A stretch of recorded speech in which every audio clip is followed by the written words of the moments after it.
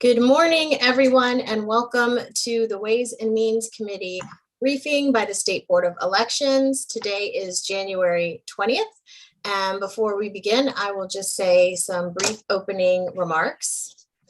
While some other states have made it harder to vote in recent years, Maryland has consistently increased voter access due to the work of this committee in large part. The state now provides multiple convenient ways for people to register and to cast ballot. In the 2021 session, the General Assembly passed several important voting right bills, including measures expanding early voting, making it easier to vote by mail, and providing voting opportunities to eligible individuals who are incarcerated. The General Assembly also modernized the gubernatorial public campaign financing system and significantly increased funding for that program. In today's briefing, the State Board of Elections will update us on the implementation of these bills and discuss preparation for this year's elections. And with that, the whole team's here from the State Board of Elections. So with that, I will turn it over to Ms. Linda Limone, and you all can take it in whatever order you see fit. Thank you very much for the opportunity to share information about our election preparation. Congratulations to you, Madam Chair, and welcome to the world of elections. We look forward to working with you. I have several staff that are attending the hearing today. First of all is Nikki Charleston. She is the Deputy Administrator. Secondly, Jared DeMarinis, who is Director of Candidacy and Campaign Finance, and Mary Wagner, Director of Voter Registration and Petitions. We also have some other members of the staff that are here virtually with us, as well as representatives of the local boards of elections. Before sharing how we're preparing for the 2022 election, I'd like to recognize the work of the Prince George's County Board of Elections for the special election to fill the vacancy in the 8th Councilmanic District. They worked over the holidays during the pandemic and delivered a very well-prepared election. And actually, this is the first county election conducted as a vote by mail special election under the provisions of the law enacted back in 2012 and 2013. Turnout was fair, about 13%. A little over 12% of that were mail-in ballots. It was a little bit higher than the most recent 2011 special primary election that they held there, which was about 10% turnout. They mailed out over 55,000 ballot packets. About 6,800 of those were returned and counted. They had 7 days of in-person voting, with 6 days of early voting and election day. And only about 300 voters participated in person. The primary election is now certified, and we are well on our way preparing for the special general election, which will be held on February the 1st. So back to our election, your election in 2022. We are well underway with our planning. Many of the critical pre-election activities are complete or underway. For example, the majority of the early voting centers are finalized. The remaining ones of those will be approved this month. As you noted in your opening remarks, we've increased the number of early voting centers for this coming election up to 96, which is 17 more than we had in the last election. We used the criteria to select and review these early voting centers according to the legislation that was adopted last year. The proposed location of the ballot boxes are underway, and as soon as they're finalized, we'll post them. And again, we use the same criteria to select their locations as specified in the 2021 legislative session. The election judge trainer sessions have started for the local boards that are using the state training contract. Election judges materials are being finalized, and we will again be mailing mail-in ballot applications out to our voters, and we're doing it in phases. The first phase will be starting on February the 1st. The packets will be sent, or the applications will be sent to all registered Democrats and Republicans. The second phase will be after the candidate filing deadline, and they'll be sent to unaffiliated voters in those counties that have a contested election for Board of Ed. And of course, we won't know until after the filing deadline which counties will have a contested election. And then the final phase will be after the primary, and the applications will be mailed to all other registered voters who were not eligible to vote in the primary. So we're not going to be sending voters 2 applications. Each one will get 1. Most of our critical contracts are in place. The additional voting equipment to accommodate the additional voting locations and is on its way. Some of it's starting to arrive this week. The ballot printing contracts are finalized. We estimate that we need about 12 million ballots for in-person voting this year. And this is a result of generating unique ballots for each precinct, so we can provide precinct level results for early voting and absentee and provisional voting. The contract for the printer, the insert, and the mail of ballots is also finalized. We've got the licensing agreement for the poll books in place, and the transportation and staffing contracts are done. I do have some areas of concern that I would like to point out to the members of the committee. The first and foremost on my list is the redistricting timeline. As many of you heard this week from the local election directors, the time that they have to implement the plan that you all enact is really, really tight. And I think they gave you an earnest plea for a quick adoption of the plan and redistricting plan, and I echo their request. Everyone needs to keep in mind that we have a federal deadline of May the 14th to get our absentee ballots out to our military and overseas voters. And it takes a lot of time by the local boards to implement the plan, and then time of my staff to build the ballots once the plan is finalized. As usual, the local boards of elections need election judges. We need between 25,000 and 30,000 of them, and they're having a bit of a problem in recruiting. So as you're meeting with your constituents and out in the community, we ask you to urge people to volunteer for this very important work. We know that we're also going to be conducting a normal election concurrently with the mail-in ballot process. So that adds to the increased need for election judges. And another thing that I wanted to point out is that normally we have conducted a fairly extensive voter education campaign to educate our voters how the process is going to work in the primary and the general this year, because it is a little bit different. And we were not given any funding in the budget for that program, that effort for the general election. And I'm concerned about that. And I hope to be able to work with the administration to rectify that problem. I'd like to turn it over to Nikki, who is going to give you some updates on a couple of things. The first of which is the electronic poll book project. Great, thanks, Linda. Good morning, Nikki Charleston, Deputy Administrator. It's nice to be with you today. We have been talking about replacing our electronic poll books for a while now, and I just wanted to provide you with an update on that project. We had initially planned to implement this for the 2022 elections, but after speaking with...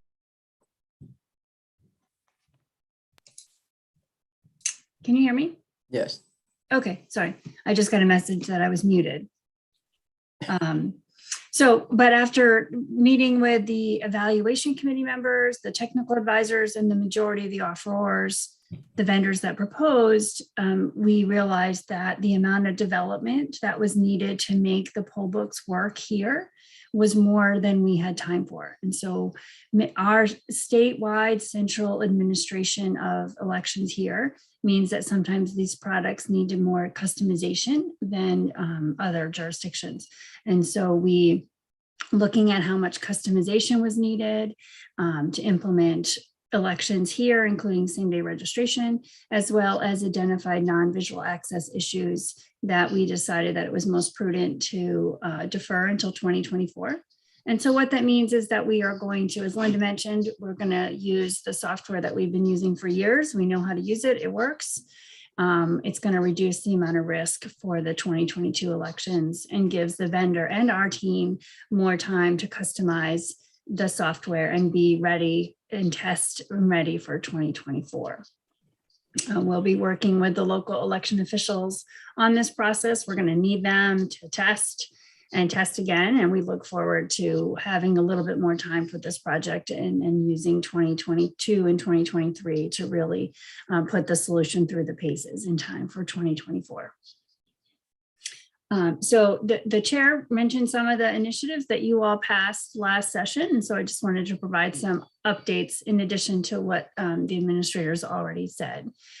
So there were a couple bills that related to expanding voting opportunity in correctional facilities. And so the ballot drop-off boxes are supposed to be delivered today to the Baltimore City Central Booking and Intake Center.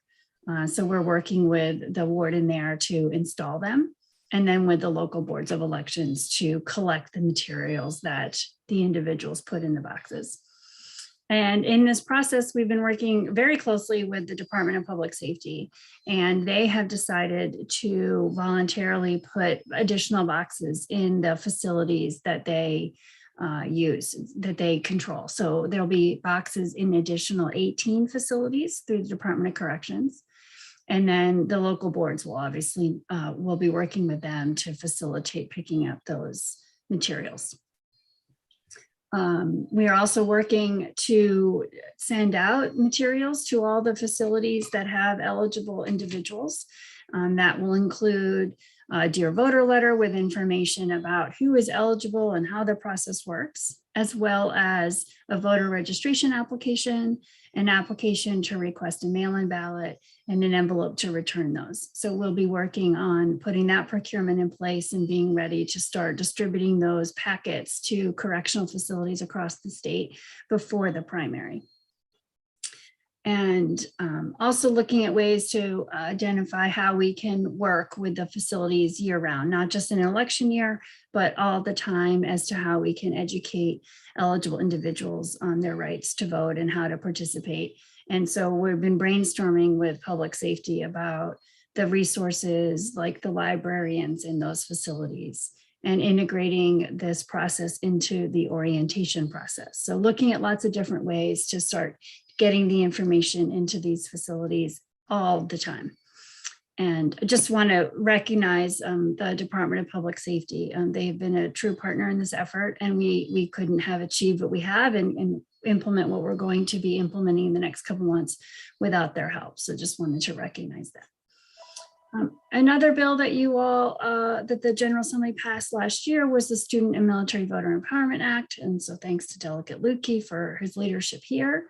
We've been working with all sorts of agencies to implement this. The easiest part was getting the Common Access Card accepted as part of the voter registration process, and that's done.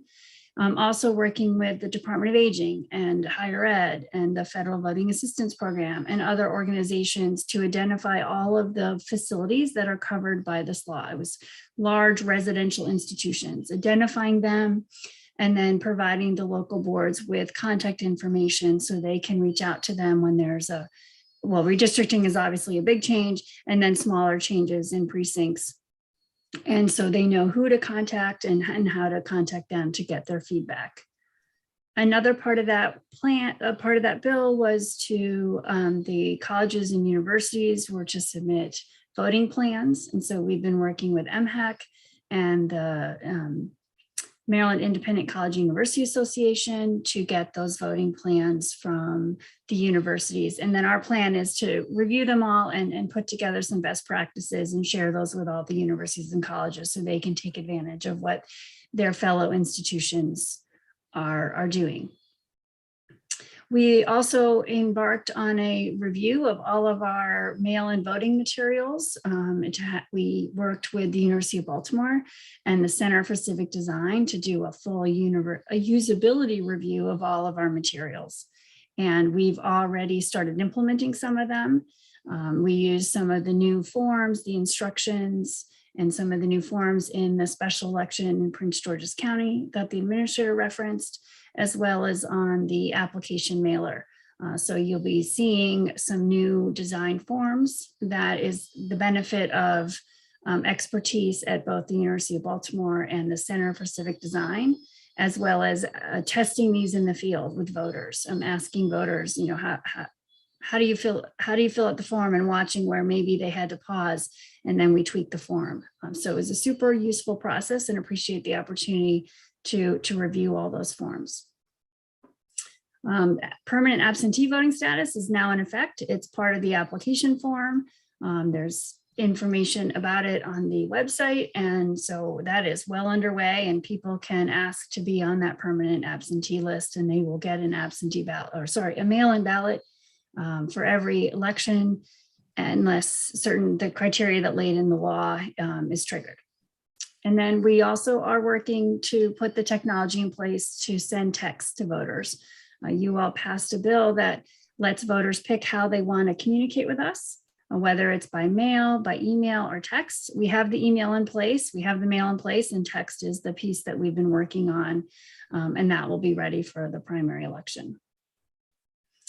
So I think that we've covered all of the bills that you all passed. I'm happy to, if there's a bill we missed, I'm happy to stay where we are. But with that, I'll turn it over to Jared to give an update on candidacy and campaign finance.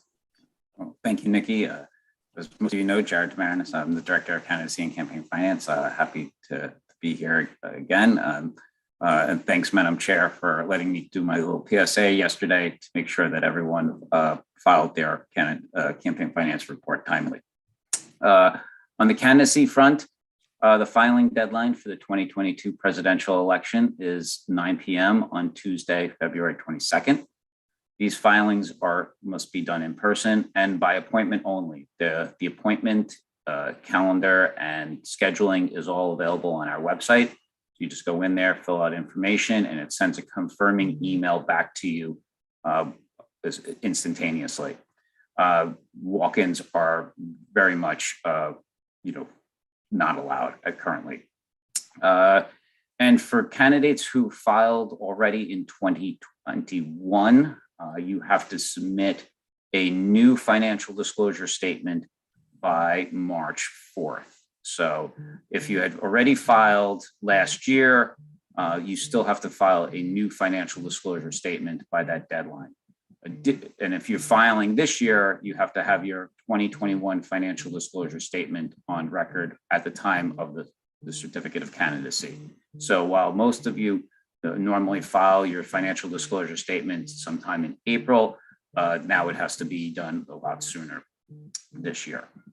Under campaign finance activities, like I mentioned earlier, the 2022 annual report was due yesterday. We have over 2,000 active political committees.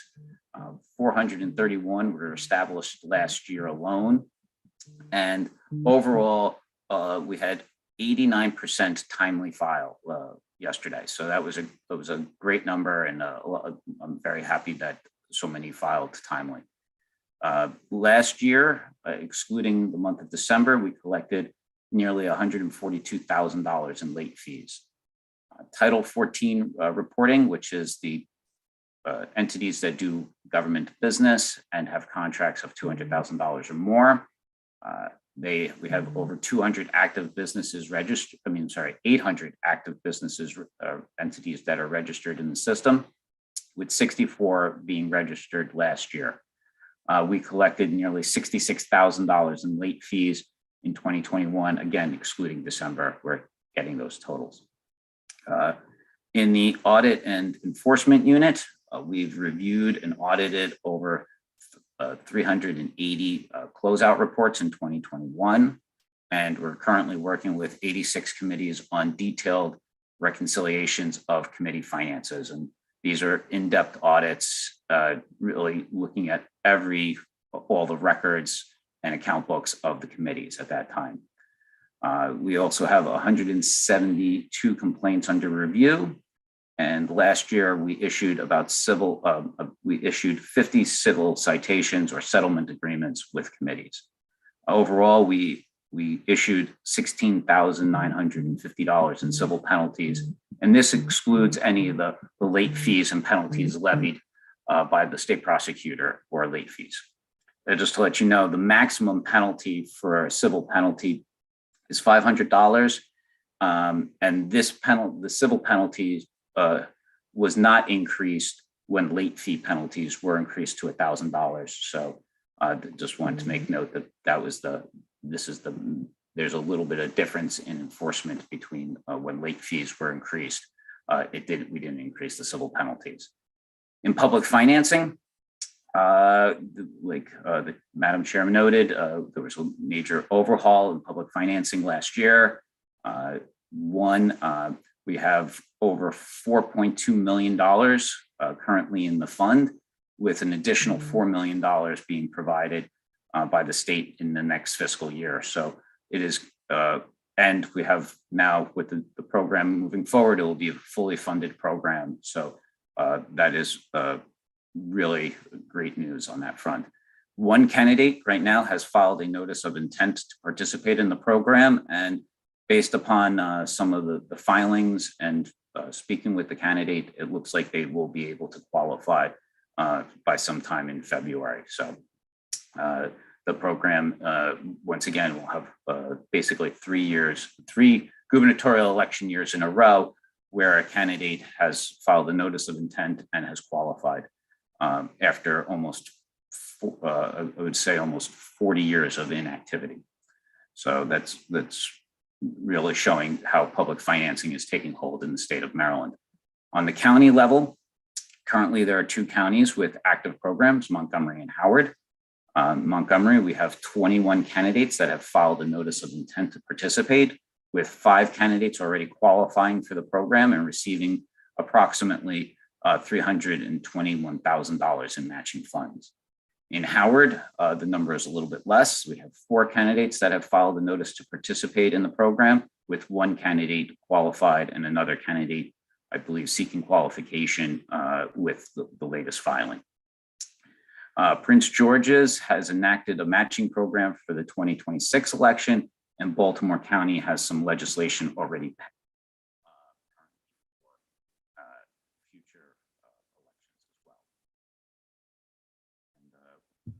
I don't know if it's just me. You went really low.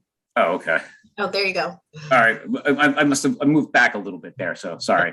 So I ended up with that Baltimore County has legislation pending on their public financing program right now. And it's in some, so we're monitoring that same sort of program, which is big matches for small dollar donors and, limits on the amount of public financing available. So it's a very similar program that has been implemented successfully in Montgomery and is currently being used in Howard. So, with that, I think I'm done with my presentation. I'll turn it back over to Linda. Thank you, Jared. The last thing I want to talk about before we go to your questions are what's going to happen this year, the legislative session. And as I've explained to the chair, we generally don't like any changes in an election year because the process of getting the train stopped and inserting a car and then getting started up again is very, very arduous. But we note that the Maryland Association of Election Officials has asked has a bill in to allow them to start canvassing the mail-in ballots before election day so that they have some meaningful results to report on election night. And we support that legislation. In 2020, under the executive order declaring the emergency, we initiated that process for them, and it really worked very well and kept their work more evenly divided. We've got 2 departmental bills for both Jared's work. One deals with protecting contributor information. And the main thing is to make sure that your contributors don't get unwanted commercial solicitations from people who get to see who have been contributing. And the other one deals with campaign finance enforcement. I failed to mention that Delegate Washington has agreed to sponsor the contributor information bill. Thank you very much, Delegate. And that Delegate Dana Jones has agreed to sponsor the campaign finance enforcement bill. It sort of beefs up the campaign finance enforcement activities in the office. And then lastly, I'd like to point out that we are probably going to be asking you all to extend the filing deadline to, we're thinking March the 22nd. And the reason for that is that there's just a lot of stuff going on at the local level and in my office. And we don't want to disadvantage anybody from having an opportunity to file because of uncertainty as to the districts, because they'll be in litigation almost certainly. So just keep that in mind. And again, the MOVE Act deadline for us is May the 14th, and we are rapidly moving forward towards that. Thank you very much, everybody, for the opportunity here today to tell you what we're doing. It's really exciting stuff. I can tell from all your expressions how excited you are, but I'm joking. And we're happy to answer any questions that the members of the committee might have. So that concludes our presentation, and thank you. Well, I will tell you, not to shade anybody, this was more riveting than the Bureau of Estimates briefing we had yesterday. I'm So, good. we're on the upswing here. We have quite a few questions, so I'll start with the Vice Chair Washington. Thank you, Madam Chair. That was good. So I think, Ms. Lamont, I think you meant to say that we shouldn't make any changes to election law unless they come from you guys. Is that right? Yeah, that's right. Okay, yeah, that's what I thought I heard. I want to really ask about your last suggestion about extending the deadline for people to register to run against us. That's an interesting one. I can't wait for us to consider that one. My real question is honestly about the redistricting. You touched on that just a little bit about what the local election officials have to go through for implementation. Can you, and all of us here, well, most of us here are new to redistricting here in the state and the implementation.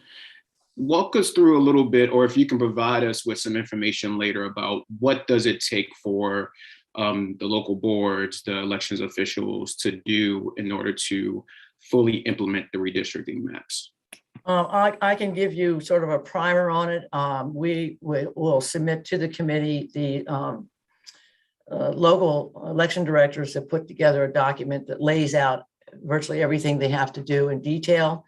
But basically, they have to take whatever maps you all adopt and make sure that they are properly integrated into the system. So they're examining virtually every street, every house number that are the streets or the house numbers that are affected by the plan. And it's very time consuming. It requires them to be out in their cars to look. They need to make sure they haven't missed anybody, that there's no new apartment building that's somehow not included, which is what happened in Baltimore City a couple of years ago. There was an apartment building, Baltimore City thought it was in Baltimore County and vice versa. And it was just an oversight, and they want to make sure that they don't miss anything. And it's just very, very time consuming on their part. Once they have done that, then my office, my one person in my office has to sit down, and I've forgotten, Nikki or Mary can remind me how many ballots she has to create. It's like 10 or 11 different ballot styles. It's the one that's used in the precincts, the mail-in ballot, the online ballot. They all have to be translated. Then we have to have audio ballots of every one of them. And it takes her a while to get that done. So, but we really want to we want the locals to start as soon as possible, but we can't do anything to build the ballots until they finish their jobs. Is that? That's helpful. If you can send us up, because I'm not sure what you're asking us to do, right? What is the request from us, from the General Assembly for implementation? You mentioned pieces of it, but one, I would like to see what a timeline looks like for full implementation for elections officials, but also just what are you asking from us this session to change for implementation? Right, and we put together a timeline as well. sort of high level for what we have to do at the state level, and we'll share that with you as well, Delegate. Cool. Thank you. You're welcome. Thank you for the question. Next, we have Delegate Palakovich Carr. I got to practice saying it. It's a mouthful. Thank you, Madam Chair. I have two follow-up questions for Ms. Charleston from her remarks. First of all, I'm wondering if you have any numbers or at least an order of magnitude of how many voters have opted into the permanent mail-in ballot option at this point. I can get you the exact number. It's not a huge number, but I'll follow up and get that to you after the hearing. Perfect. And then the other request for a follow-up is it'd be great to see some of the examples of the newly redesigned forms that you mentioned, and perhaps even just like a side-by-side comparison with how that compared to the old forms so we can see those changes. Great. Well, that was like the perfect lead in because we have a report due to the General Assembly February 1st and anticipate that it will be that kind of presentation. So if you can wait 10 days, we'll have it into you. Thank you. Thank you. Yep. Next, Delegate Guyton. Thank you, Madam Chair, and thank you for this very terrific briefing. I have a question for Ms. Charleston and then a follow-up for Mr. Demarinis. I really appreciate you being here. You did a wonderful job, Ms. Charleston, of explaining how the colleges and universities are going to implement the legislation from last year, but you didn't really elaborate on how we are reaching the military. Could you tell us a little bit more about that? Sure. So the requirement in the bill was that we start to accept basically electronically signed forms from our military voters. And that is an initiative by the Federal Voting Assistance Program. And they're our lead. They are really the lead. They have the ways to communicate with the military voters more so than we do. We have contacts with each military installation, but for, as you would imagine, security reasons, they're hesitant to share a lot of information about them. So the Federal Voting Assistance Program is part of the U.S. Department of Defense. They've been a terrific partner over the years and also on this effort. They are our primary lead on communicating with military voters. There are similar groups that work with what we call overseas voters, right? Our civilians that are overseas. There are a couple organizations that do that outreach and we provide them with updated information and work with them to share when we have special elections and deadlines and those kinds of things. So we're sort of secondary. There are other groups taking the lead there, but we obviously support them and appreciated the opportunity to work with them to implement the military piece of that bill. Yeah, thank you for that answer. I now have a son in the Army and I can't even find him. So I'm hoping that you, I'm hoping that you have a better shot at that because we would like for him to be able to vote in Maryland.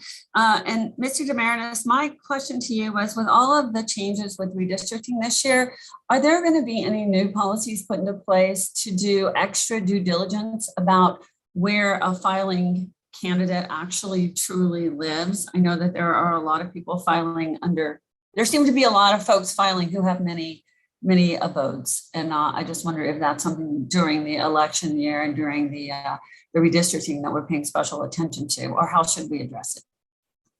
Well, I guess how you should address it, that's in your purview there. I guess, we will follow what our standard procedures are, which is, looking at the voter registration address on record and what the individual's claims as their primary place of abode, on their certificate of candidacy. So, it's more administrative. We don't verify or look at that information. If there is, we publish it outside on the website. And if there's any sort of, I guess, issues about a person's residency, there is in the code the ability for a citizen or a registered voter to challenge the residency of a candidate, and it lays out the judicial process in the code. Okay, is that it, Delegate Guyton? Yes, thank you very much. Okay, next, Delegate Wilkins. Thank you so much, Madam Chair, and thank you as always for this presentation, Administrator Lamone and Nikki and Jared. I do have a number of questions, if that's okay. Starting with the implementation of the Value My Vote Act, I'm very pleased with the report on how the Board of Elections has been working with the Department of Public Safety on that. I wanted to know more about the drop boxes. If you can share more about what the drop boxes and facilities look like and the locations of where they are. And I also wanted to confirm related to the drop boxes. You mentioned that the Department of Public Safety is taking action for their state facilities to have the drop boxes for the eligible incarcerated population. So does that mean that at the local level for the local facilities, no drop boxes are available to those eligible voters, but the state folks who are eligible at a state facility, they do have the eligibility? Those are my two questions just on value, my vote. Okay, all right. Well, thank you. And you weren't on my screen when I was talking, I couldn't see you, but wanted to recognize you for introducing this bill and giving us an opportunity to expand opportunities there. So the ballot boxes, if we can talk first about the Baltimore City facility that it's required in under a similar but different Senate bill. So they're placing them, they're installing them on the walls. I can get you the dimensions if you care. They'll be big enough to hold voter election information. They're putting one in every housing unit. So that's what the recommendation was for public safety, was to put a box, install it on the wall in every housing unit. And the Maryland Correctional Enterprises is making those to our specifications. Right, so the Department of Public Safety is working on putting other boxes in other correctional institutions. We're waiting to find out from them how many they want, where they're putting them. So I don't have the answers to that because that's still a work in progress from public safety. Our team has been working with the local correctional facilities and the wardens there to try to gauge what they might need to implement something like this. And so at this point, there will not be boxes installed in the local correctional facilities like there will be for the state. But we will be providing them with voting materials and working with them to either put them back in the mail, collect them and return them by mail, or if the local board is available to pick them up, to pick them up. Some local boards already have that relationship with local correctional facilities, and we don't want to interfere with what they already have because it works for them. But we'll be working to get the supplies to them, ask them to distribute them, and then work to get them back to the local election office.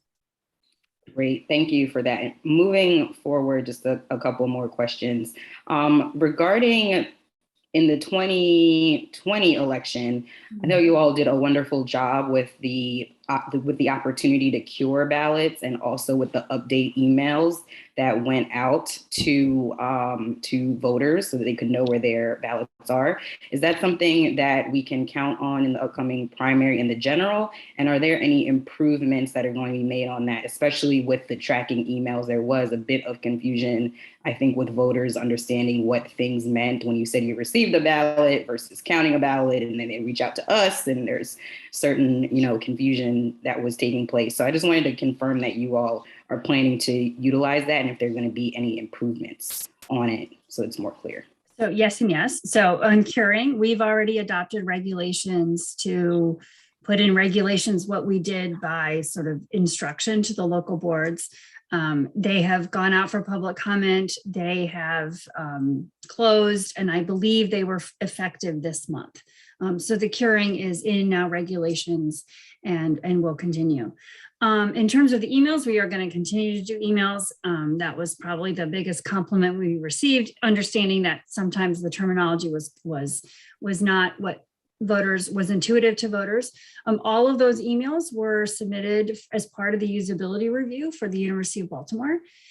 So they have made improvements to those emails and made them to be more intuitive for voters. And so we will be incorporating their recommended and tested changes to the 4 emails that we use, right? We're getting your ballot ready. We've received your application, we're getting your ballot ready. We've received your voter ballot and your ballot was counted. So those were the 4 emails that we really focused them on, and we do have improvements to them. Great. Last question. I'll try to come back around for a second bite.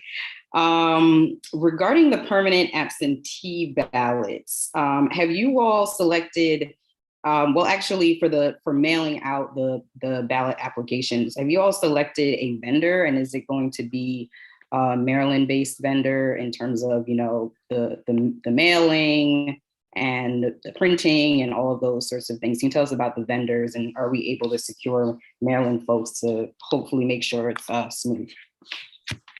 So we do have contracts in place for both the mailing of the applications as well as the mailing of the ballot packets.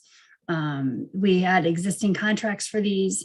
They are not Maryland companies. They are experienced election companies. So Runback is doing the ballot application mailing, and Taylor is doing the ballot packets themselves. So Taylor, we use both Runback. Runback did the mailings in 2020, and Taylor did our ballot packets for the general election. And so they are in queue. We actually just this week got an update from Taylor on the supply chain concerns and their ability to get all of the paper that we're going to need to do the ballot packets. And while there are obviously lots of supply chain issues right now with printing, they are a big enough firm that they have sort of got everything that they need. So, but no, they're not Maryland companies, but they are both experienced election companies, and we had existing contracts with them for both of those products, those services. Okay, thank you so much. Delegate Hartman. Thank you, Madam Chair, and thank you to the folks from the State Board of Election for the presentation. So part of my question you already answered, and my question was regarding your planner position if, because of the challenges to the redistricting, if a judge rules that the following deadline need to be moved or the primaries moved. So for clarification on the following deadline, are you asking for the 3/22, or is that only if you're pressed and need to do so? Delegate, thank you. I think we're sort of still waiting. I just wanted to give you all a heads up that we may be coming in and asking you to move that deadline. A lot depends on when the plan finally gets adopted by the General Assembly, because then once it's adopted by the General Assembly, somebody's going to sue to challenge it. It happens all the time, and it goes directly to the Court of Appeals. They have original jurisdiction under the Constitution to hear these plans. But what happens when it gets there is they, in the past, have assigned a special master to take the evidence of why the plan is good or not good. And then the master presents a report to the court. And then the court hears oral argument. In the past, this is how it's worked. The court will hear oral argument on the master's report and the litigant's position on what the master has said, and then issue a final ruling. That takes time. And so we're kind of watching to see how quickly the General Assembly gets it done, and then how quickly the lawsuits are filed, and how then the court sets the schedule in. So it's sort of in flux a little bit, but that's the general overview of how things have proceeded in the past. So the other part of that question was, what would the position of the State Board of Election be if a judge asked to push back the primary? Is that possible? And what's the furthest it can be pushed? Well, I'm not sure we'd take a position. We'd probably point out the issues that would create. And as I mentioned to you all earlier, there's a federal law called the MOVE Act, Military Overseas Voter, I don't know what the A stands for. Empowerment Act. Thank you. And it requires the ballots for our military and overseas voters to be out, the ones that have requested them, to be out no later than 45 days before the election. And the reason why the primary was moved from September to June was because we didn't have enough time to hold a September primary and meet that 45-day deadline for the general election. Once you start moving the primary later in the year, you're bumping up against that 45-day period, because we have to have time for certain things to happen to get the primary certified and get the ballots built for the general election. And then you have, over the summer, you also have petition activity where things might be being petitioned to be placed on the ballot in November. So once you start crunching beyond that June date, you're getting encroaching more and more on our ability to meet everything that we have to get done for November. So we would be pointing out to the court those kind of factors, but of course, it would be out of our hands as to what the judge or the Court of Appeals decides. Sure. Okay, thank you. So my second question, and I put a call into your office last week, so this will save you the returning that call. What is the process for when a person dies as far as information going from a licensed funeral director, or mortician, or whatever, to the vital records, to the State Board of Election, to the County Board of Election? And then what mandates are in there as far as timeframes for the state board to get that information to the county board and for them to actually take action? Is there mandates, or is it, here's the information, do with it as you wish? If you could help me understand that policy or procedure. Deli, if you don't mind, I'm going to ask Mary Wagner, Director of Voter Registration, to jump in here because she deals with this every day. Mary? Okay, Yes. great. Thanks. Thank you. Thank you, Linda. Thank you, Delegate. Yes, we receive on a monthly basis death files from Vital Statistics.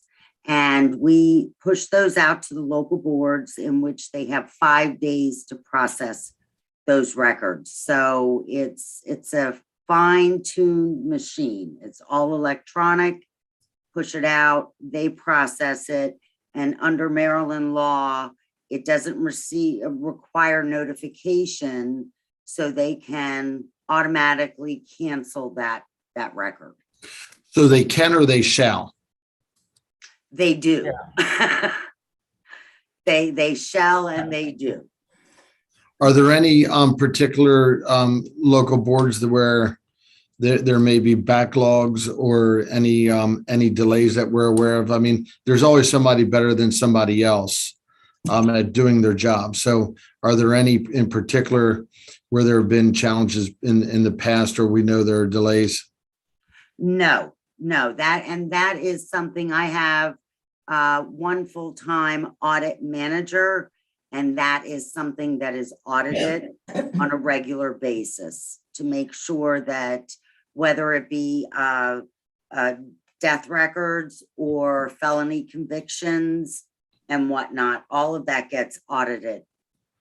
So how do we explain people have been deceased for a long period of time, having received something from the Board of Elections, a ballot or whatever, is, because of the process that we took on the last election? How do we explain that? Under the law, we can only cancel or do any list maintenance with information that we receive. If we have not received information that an individual who may or may not still be living has passed, then we can't do that. We can't arbitrarily just, under federal and state law, cancel somebody. So then where would you explain that breakdown occurred for that to have happened? Is there a flaw in vital records getting information to the state board? Where would you identify that problem then? It could be that the individual might be a Maryland resident, but they passed away out of state, and that state is not required to give Maryland Vital Statistics that information. So do you have any suggestions for improvement on that? Well, I mean, one of the great programs that we are part of is the Electronic Registration Information Center, affectionately known as ERIC, and we do get Social Security death records through that. So that's certainly, and we get those on a monthly basis, and that is statewide, that is nationwide. So I don't know between Eric and our vital statistics, I don't know where they would fall through the cracks, quite frankly. But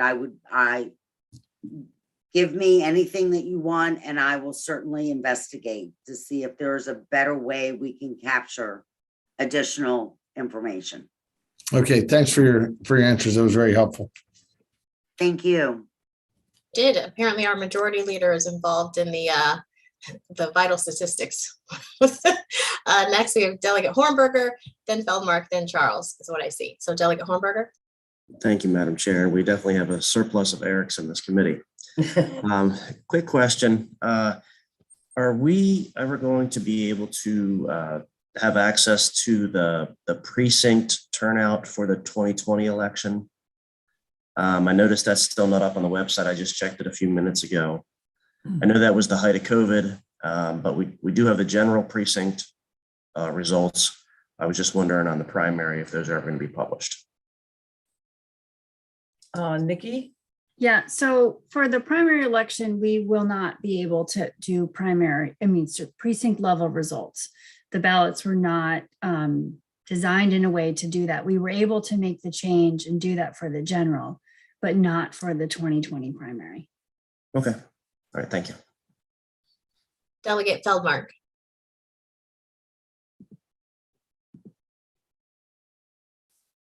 Sorry about that. Thank you, Madam Chair. Thank you for all of this information. I have a couple of questions. One is regarding early voting sites, and I'm wondering if you can tell us how many jurisdictions have opted to add additional early voting sites beyond the minimum required.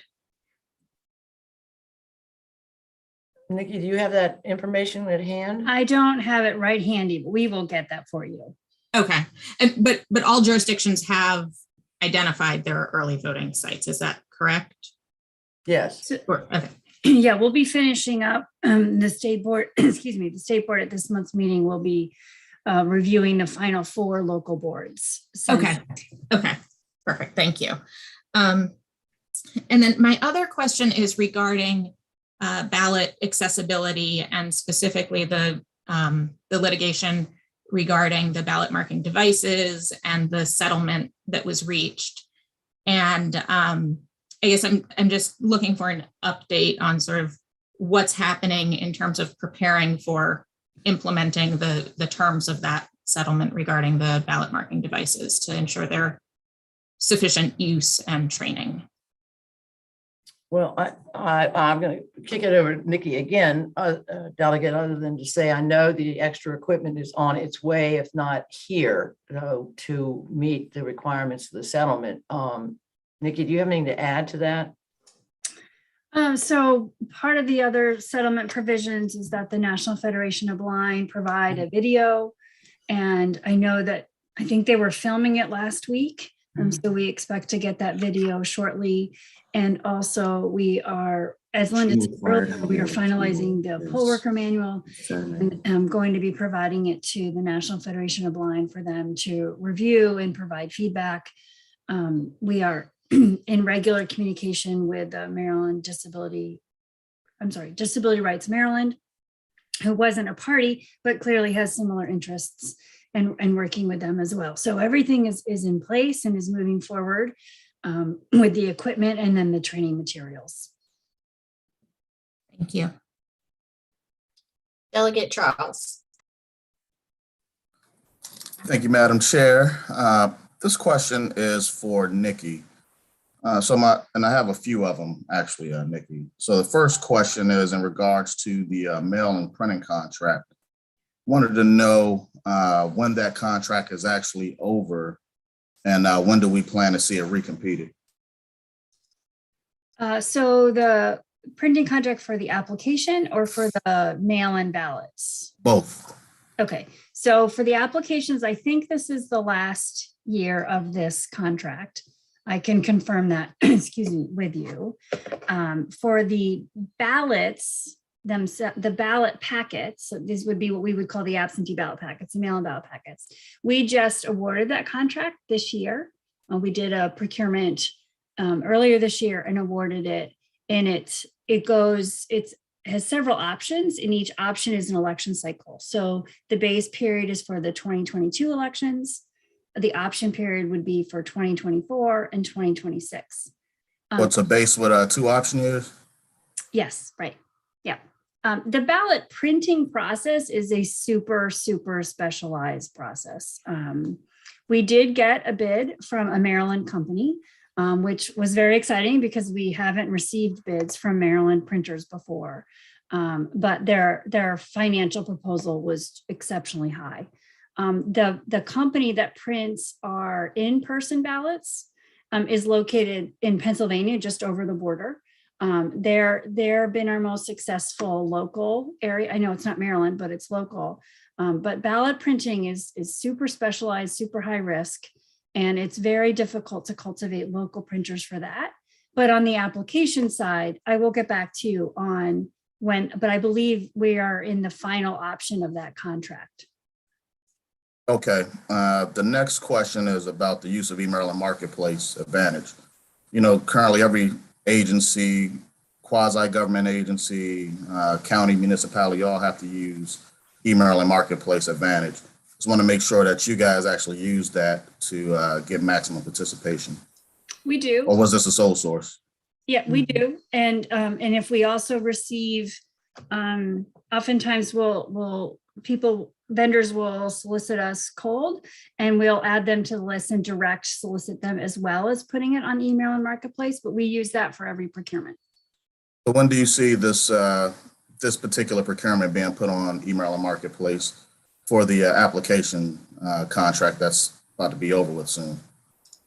Yeah, I'm not sure what the timeline of that is. I can check with our procurement person to see when she has that scheduled to release. We won't need it this year, so it would be preparing for 2024. Okay. And then the last question I have is about, you know, figuring out how we truly get minority participation in a lot of these contract opportunities. Mm-hmm. So are we looking at breaking out some of this work, or are we just jumbling them in, or we're separating the scope of work out so that we can try to get more people to participate in this opportunity? Or is it just singling to one particular company? And if it is, can we work to get it where we start breaking it out to get more maximum participation? So we don't bundle our contracts. We do them separately. And for example, we're going to be issuing a procurement. It'll be much smaller than the application, but a procurement to do the packets that I talked about for correctional institutions. Putting those packets together, we'll do a procurement on that. So we do our printing, we break down, and we don't bundle them up, so we can get more competition and get more people involved. Great. I can't wait to see you guys put this out on Emma, and then I can even share it with some of the minority-based printing companies within my district as well. Thank you. And the last hand I see is back around, Delegate Wilkins. Thank you so much, Madam Chair. Just a couple more questions that I have, and this has been so informative. I wanted to know from the administrator, in 2020, there was a really great post-election report that you all provided both after the primary and after the general, which was extremely useful for us to really get a sense of some of the changes, the impact of them, the turnout numbers, and so on and so forth. Are you all committed to providing that again to us in the 2022 election, a post report for the primary and the general? I certainly think we can do that, Delegate. Absolutely. Wonderful. So we will look out for that after the primary and the general. Very much appreciate it. I also wanted to know, I know you mentioned and you all have efforts around just getting out the word about the election and the process to vote and options to vote. How is the permanent absentee ballot list included in that? How are you working to get out the word about the permanent absentee ballot list specifically?